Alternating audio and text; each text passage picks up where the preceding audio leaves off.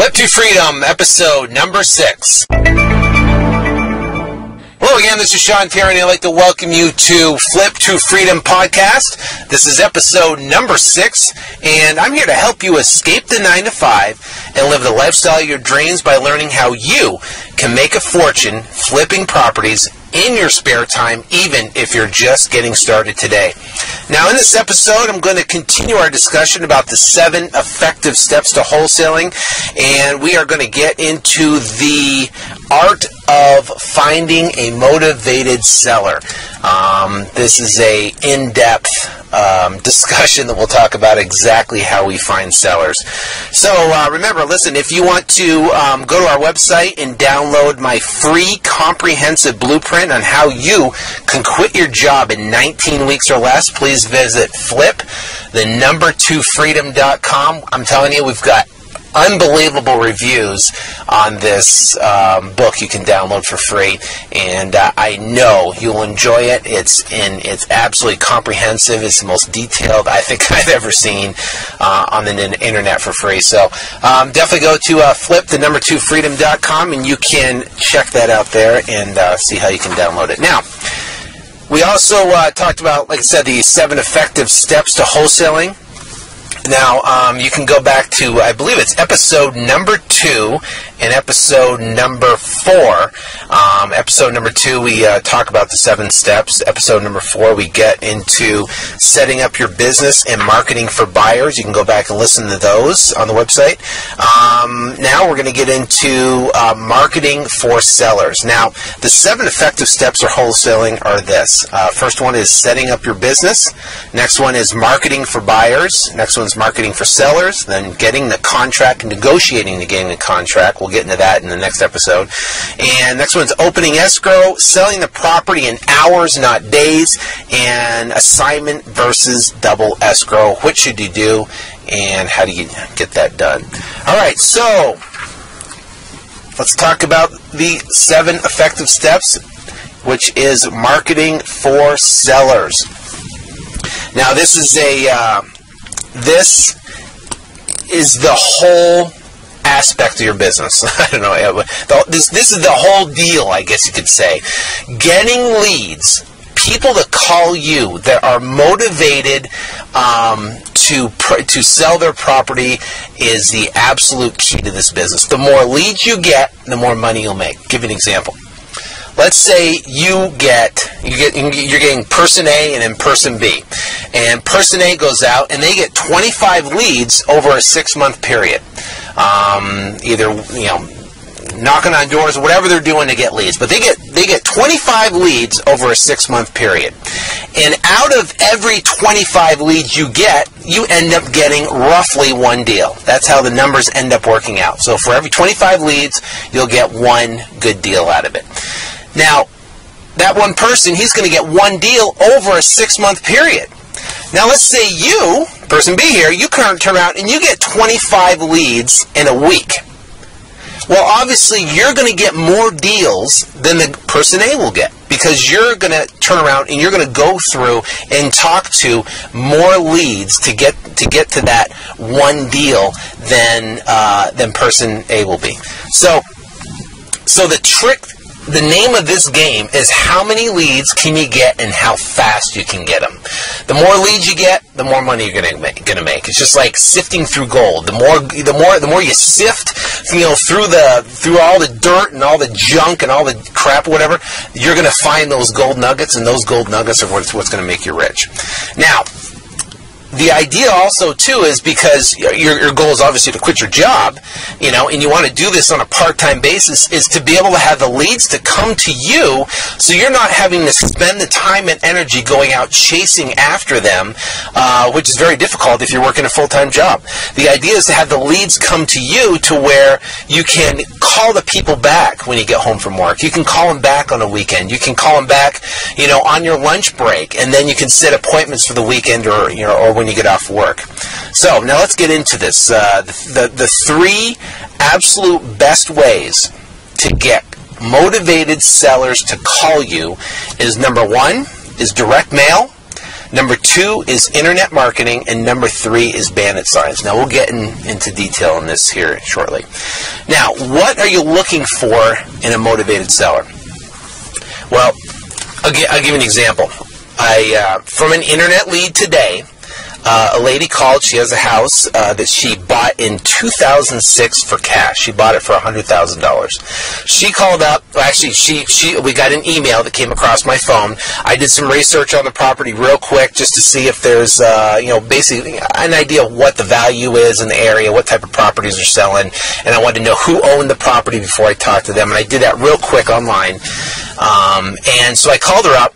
And I asked her, why is she selling? What's the biggest reason she's selling?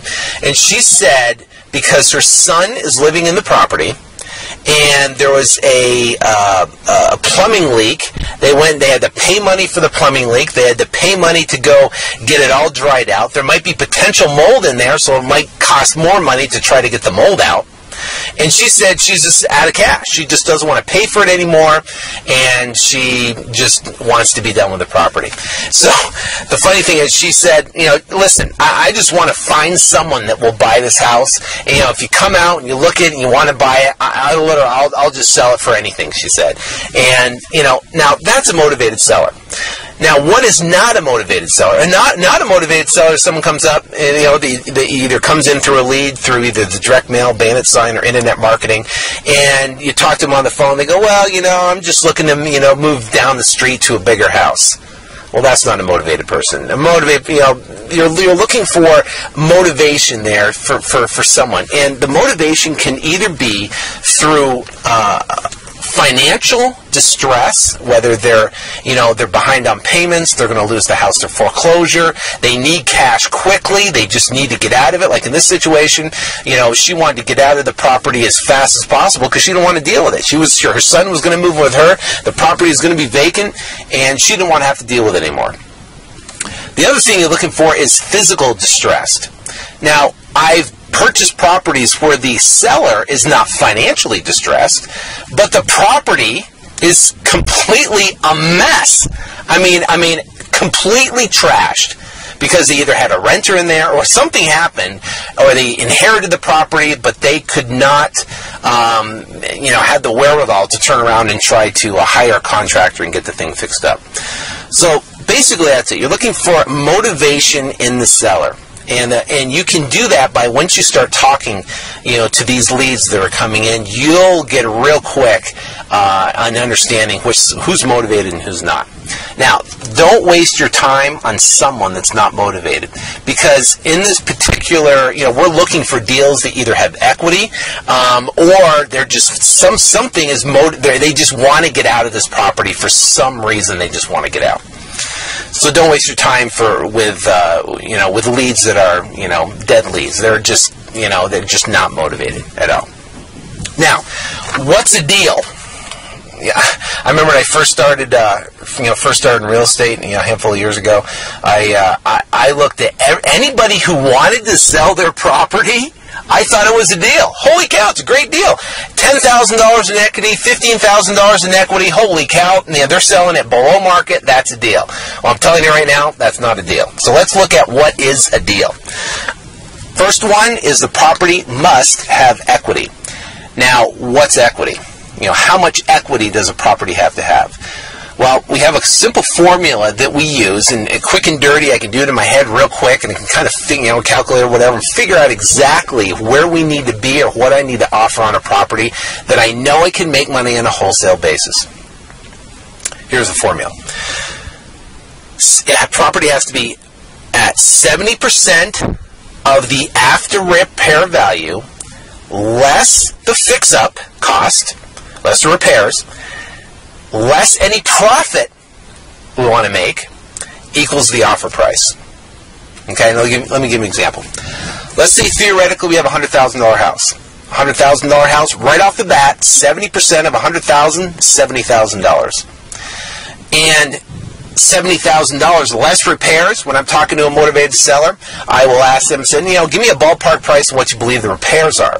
And they go, I don't know what the repairs are. I'm not sure. Just say, listen, give me a ballpark price. Just give me an idea. How's the AC? How's the roof? How's the foundation? How's everything inside? And they'll give you some sort of ballpark number. And that ballpark number could be $5,000, $10,000, $15,000, whatever it is. But use that number. Now, if they give you $10,000 to $15,000, use $15,000. So, in our example, you have a $100,000 house, you get $70,000 is 70%, and the motivated seller says, well, the ballpark repairs are $10,000. Well, now you're down to $60,000 that you can sell the property quick to a fix and flip investor for. Now you take less profit. Now, if you want to make $10,000 on the property, well, you're going to have to offer $50,000. Now, I always, first off, we'll get into negotiating in the next episode, on never say a number first. I never say a number first. You always ask, what price they need to be at to make the deal work. But, in this particular scenario, you would know in your mind going into the appointment before when you sit down and you meet them and you look at the house, you want to know exactly where you need to be. So you know that to make roughly $10,000, obviously you might get negotiated down slightly from your buyer, but to make $10,000, you need to be at $50,000 on that deal to make it work.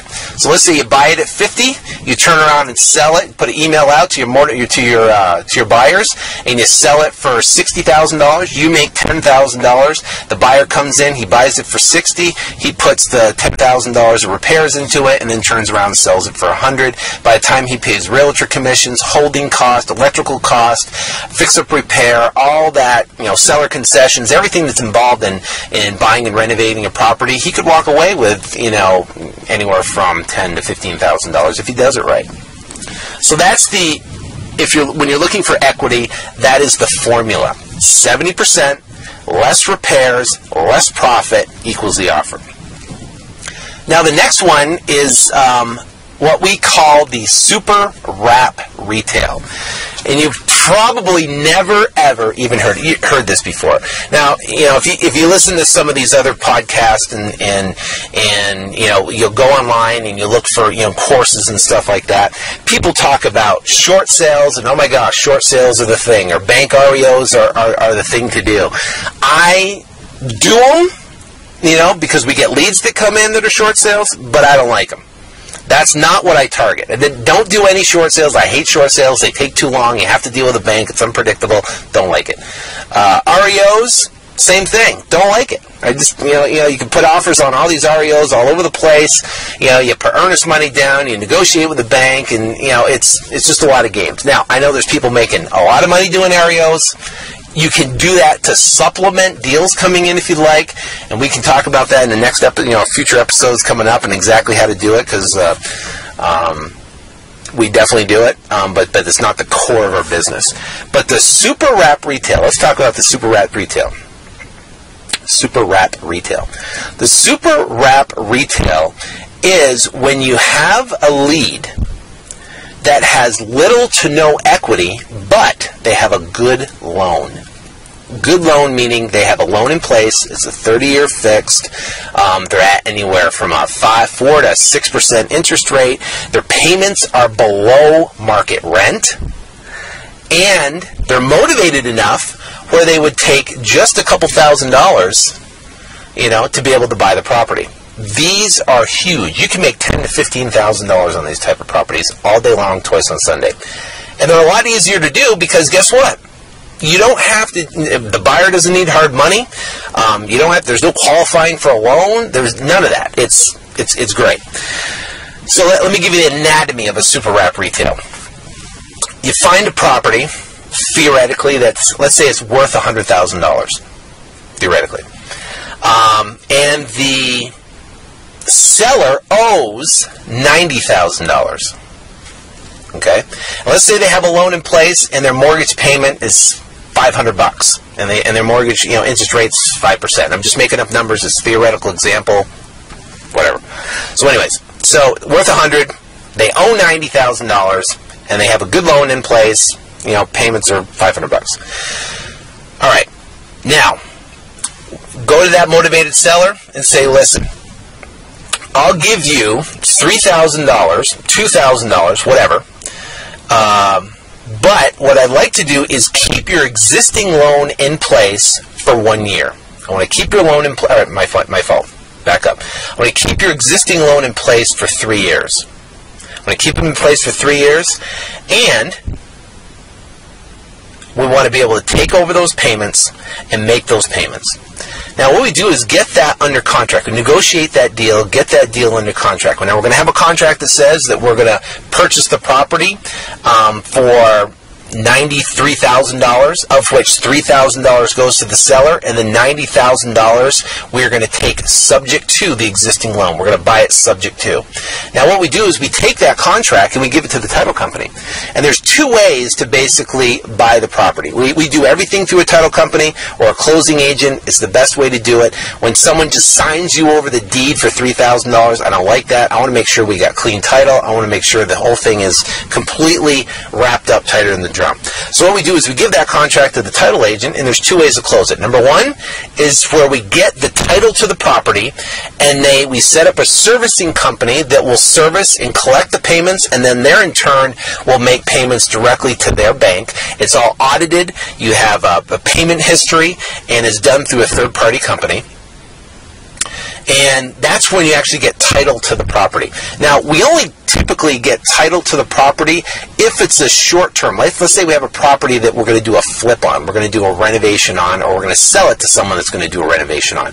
Typically, we get title to the property, and then that person would turn around, take title, and then turn around and sell the property. Now, for a long term, we negotiate 3 years on the property for the $500 on the $90,000 note. We would keep that note in place, but what we do is what's called an agreement for sale. This means that the title company will still wrap the existing mortgage, wrapping meaning that they mirror the underlying mortgage with the current terms of a note that needs to be paid, and it would still be serviced through a third-party servicing company. And then what would happen would be that basically it'd be the entire package, where we could turn around and sell that package to an end-user buyer. Now, here's how the whole thing works so you make money. Now, I explain this in detail in my course, with video and explain in detail, so you know exactly step-by-step procedure.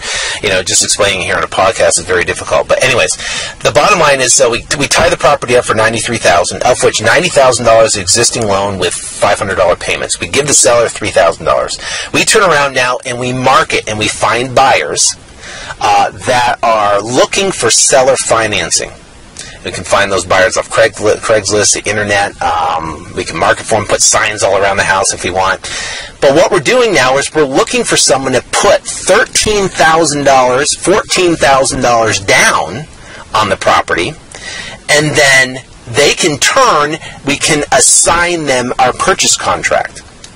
So here it goes. Basically, we find someone that wants to buy it for, say, $13,000. We would assign our contract to them for $10,000.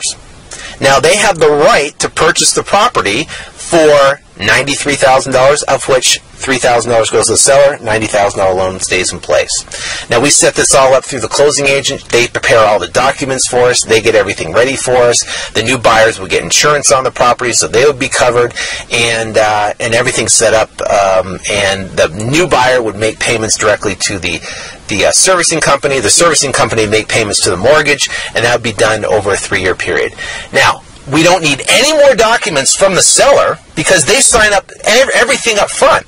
The buyer of the property has equitable interest because they have an agreement for sale, and they can turn around, and if they want to at a later date, they're going to have a payment history, a 3-year payment history. They can refinance if they want. They can sell the property if they want. They can do whatever they want after the 3-year period. It's just like owning the house, but the difference is they're not actually taking title to the property, which is good. Now, there is so much opportunity in this marketplace for these type of deals. It's just unbelievable. I'll give you an example of one we just did. Purchased a property for, well, actually, the loan amount on the property and the money to the seller was roughly $129,000. We gave the seller a couple, I think it was like $3,000, and he had an existing loan in place. We turned around and sold that property.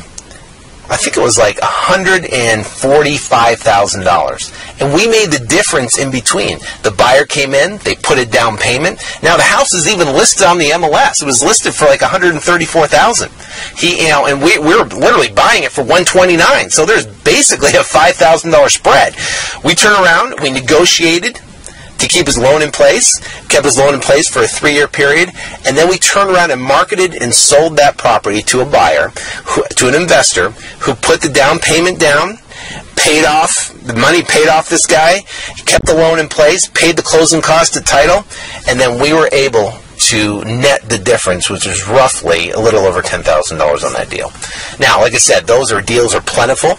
And we'll talk about exactly here in a little bit on exactly where you can find those. That's a super wrap retail. Sorry to get, I'm just went on tangent with that explanation. Anyways, so where do you find the deals we talked about? You can do direct mail, internet marketing, or Bandit signs are the best way to find the deals. Now, there's 2 components. Let's talk about direct mail first. 2 components of direct mail. The first component is, number 1 is the list.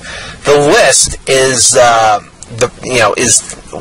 probably the most important part of obviously who you target. You want to have targeted leads of people, whether you're looking for equity or the super wrap retail. Now, the second method, the second one is basically postcards or letters. So you got the list, right? And then you got postcards or letters that you're going to send these for direct mail.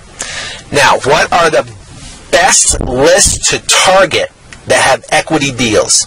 Now, these are deals of what we talked about, the 70% formula, less repairs, less profit, equals the offer. The best list for equity deals, number 1 is inheritance properties. Inheritant properties. People who inherited a property, they don't have a lot of emotional tie to the property, obviously, well, unless they live there. But a lot of people, they inherited a property, they don't have an emotional tie to it. They don't want to pay the taxes on it. They don't want to pay the repairs or anything on there, and they just want to get out of it. The next one's probate. Probate properties. That's another. Is similar to inheritance, but different. Instead of having a trust or a will that the property went through, there's basically a probate property where they had to go through a legal process to be able to gain title to the property. Huge. Another one is pre-foreclosure. This is when someone is about to lose their property to a pre-foreclosure, and they are financially distressed, and they just want to get out. They want to get out, give them a little bit of cash, and they want to be done with a house. And the next one is absentee owners, absentee investors, actually. Now, this is a owner that's out of state, and he has a investment property, say, in the state you're in. So let's say you're in California. You would look for a list. You can find the list of where there is where basically the owner is out of state. And in California, you'd have a property where it's an investment property, where the seller is in a different state. Simple as that. Now, what we do is we target where the original deed date is 1999 and below. You could do 2000 below. I usually do 1999 and below. This is where the person, when they originally bought the property, that the deed date is 1999 and below. That means they have 11 years of building equity on the property. So now they're an absentee owner. They're out of state. They have a property that's out of state. It's investment property, so they bought it for investment, and they have a deed date of 1999 below, meaning that they're going to have equity in their property. Now, what's great about these particular deals is, let's say they have a tenant in there, and the tenant happens to move out, and now the property's vacant, the property's trashed, and now they have to turn around and renovate it or do something with it or find a property manager. Those are some of the best motivated type of leads you can get. Great thing. Now, what is the best method to get these people to call you? The absolute best method. Now, this is a proven through us, and I'll through the company we use to set this up. But we get an average of an 11.2% response rate, which is huge. Direct mail typically gets anywhere from a 1 to 2% rate, and if you get that, you're doing good. This particular method gets 11.2% response rate. Huge. Now, the place, or what it is basically, it's basically a yellow letter, and this is a letter that's specifically done on a yellow piece of paper. It's written with red ink, and it's personalized, and it says, "Hello, dear so-and-so family, I'd like to buy your house at so-and-so address. If you'd like to sell, give me a call." Now, if you want to see an example, go to, I think, the original-yellowletter.com, and you can look at it or just Google yellow letter marketing, and you can see and look at some different examples of what it looks like.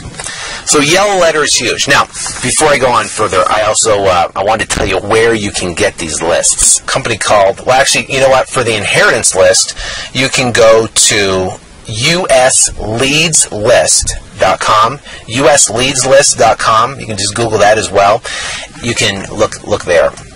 The other one for the other list are List Source. Go to listsource.com. So go to listsource.com or go to US Leads List for the inheritance list. You can talk to Terry, give him a call, tell him that Sean Terry referred you, and he can set you up in pretty much any state across the country. I'll give you an example. The last mailing we did, we mailed out 750 of these yellow letters.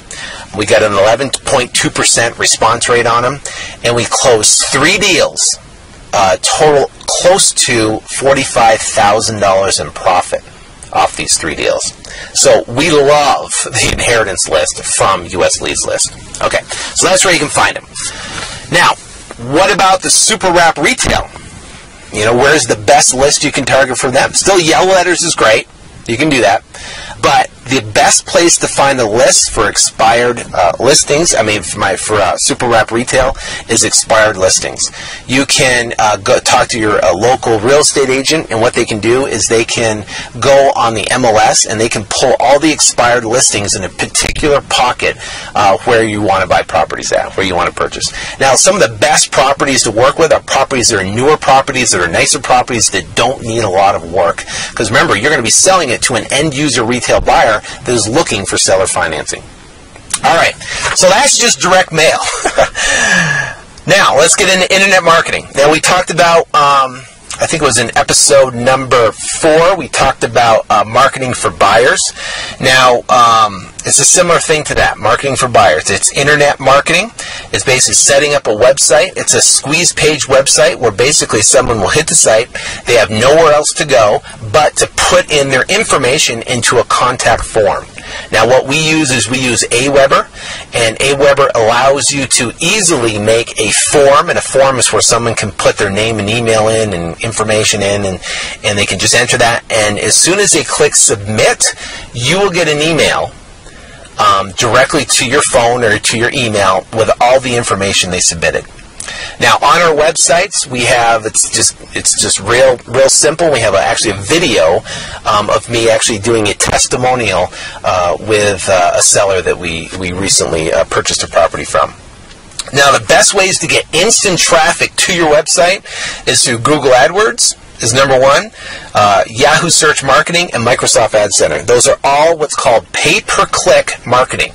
You can pay on a per-click basis, and what happens is your ad will show up on Google when someone types in a keyword. Let's say, theoretically, we buy houses. They can turn around and put "we buy houses" into Google. There'll be a bunch of ads on the right-hand side, or even sponsored search right up in front. And what happens is you can be positioned right there where someone can click on it. They can go to your website, and it can prompt them or ask them to fill out their information.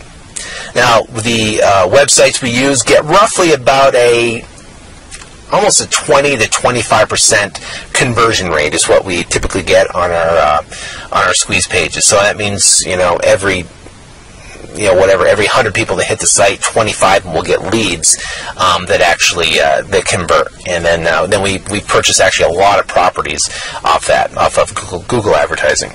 So, instant traffic, Google AdWords, Yahoo Search Marketing, and Microsoft Ad Center. Now, we could blow in another whole episode of exactly, specifically, how to do Google AdWords. It is a science in itself with their quality score and the bid prices and conversion tracking and all that type of stuff, and we'll get into that in the next episode. The next one is Bandit signs. First off, what is a bandit sign? A bandit sign is the little signs that you see on the side of the street that say, "We'll buy your house fast for cash," and they have a phone number. Some people say, "Oh, those are illegal." Some states, cities don't like you putting those things up. If you are going to put them up on either Saturday morning or Friday night or whatever, and then take them down on Sunday evening.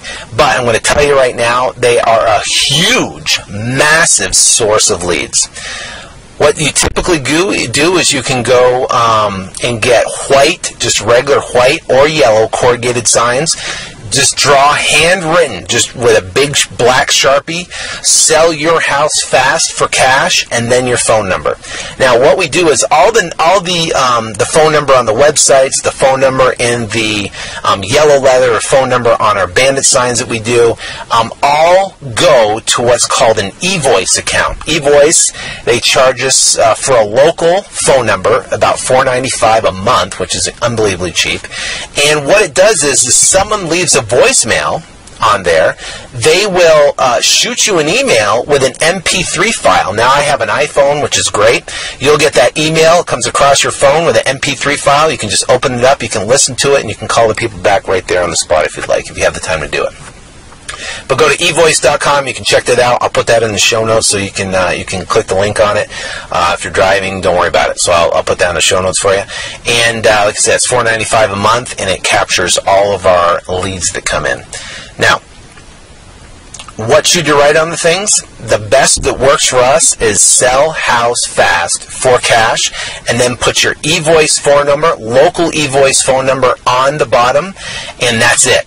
Nothing else. You can do it on a white corrugated sign or one of the yellow corrugated sign. All right. Now, probably want to know where you put them. Put them anywhere where there's high traffic areas, or where there's houses that are, 1985, 1990 and below, in particular areas like that, areas where there's a lot of houses that are up-and-coming areas that need to be rehabbed.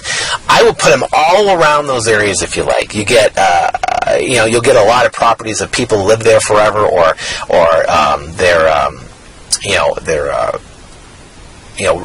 where they're investors that have investment property and they want to turn around and sell it, or whatever. They might inherit a property, going over the property and they see your sign, whatever it may be. You'll definitely get calls in on that. And I would do 100 a week. Now, do you have to do them yourself? No, you don't have to do them yourself. Just do 100 a weekend. But what we do is we have our crews, because I do fix and flip properties. I buy them, renovate them, and turn around and sell them. We have our crews on Saturday. Early Saturday morning, they put out 100 signs over the weekend. And we get our eVoice, and we get half of them go to my partner, the other half go to me, and they just come across our phone. We call them up over the weekend, and or we call them up on Monday whenever we have time, and then we set appointments to go look at their house and obviously determine if they're motivated, and that's how we get leads coming in. So, that is it. I kind of rambled on for 33 minutes in this one particular episode. I apologize for going too long, but that is it for episode 6. Now, if you don't forget, if you want to go and download, now I have all this in detail in this free report. And I mean, it's complete week by week by week, 19 weeks of exactly what you have to do to quit your job in 19 weeks. And it basically breaks it down in detail. It talks about Google advertising, what to do, talks about the website, shows what it looks like, talks about Bandit signs, pictures of it, all this stuff in detail, everything down that you have to become successful is right there for free in this book, and you can download it at the2freedom.com. Just go there, and it'll ask you to put in your email. Just put your email in there, and you'll be click download now, and you'll be sent via email a download link for on a special page that you can download this free report. All right, until next time, I wish you ultimate success in your real estate investing career, and I hope this information has been informative, and I will talk to you soon. Take care, and God bless.